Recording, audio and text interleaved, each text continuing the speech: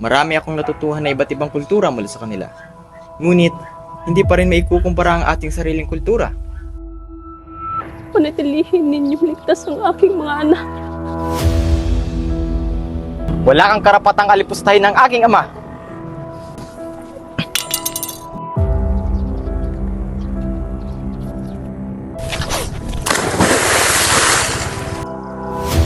Kinagagalak ko sa iyong ipakilala si Don Alfonso Linares, isang kamag-anak ko.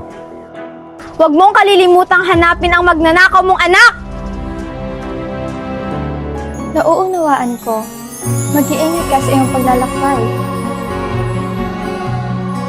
Akala mo ba ay parang pagpapalit lamang ng damit ang pagpapalit ng kasintahan? May dapat po kayong malaman tungkol sa iyong ama. Inay! Sundan niyo!